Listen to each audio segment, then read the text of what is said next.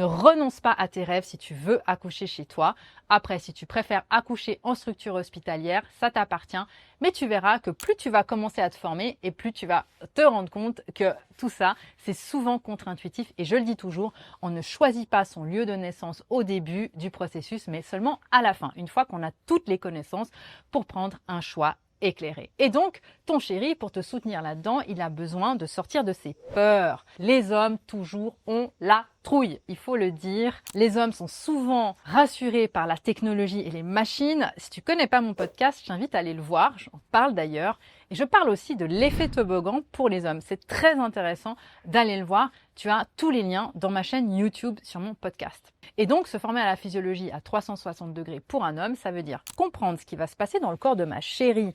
Le jour J, qu'est-ce que c'est ces cris qu'elle fait? Qu'est-ce que ça veut dire? Elle en est où? Aujourd'hui, dans mon programme d'accompagnement, je forme les couples. Et Pascal, mon chéri, qui m'a rejoint depuis le début du Mastermind de la naissance, forme aussi les hommes dans les ateliers spécifiques.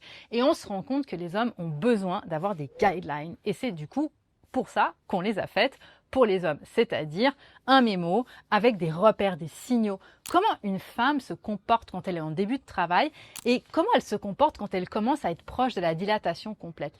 Un homme, il doit savoir ça et c'est très simple de le savoir. Il n'y a pas besoin de faire des études universitaires. Donc ton homme, il doit savoir reconnaître les signaux qui veulent dire que tu es dans une phase avancée du travail ou juste au début. Donc ça peut être des mouvements de ton corps, ça peut être des signaux sur ton corps même, ou ça peut être la façon dont tu vas crier. Tout ça va évoluer au fur et à mesure de ton travail et ça, c'est de la physiologie.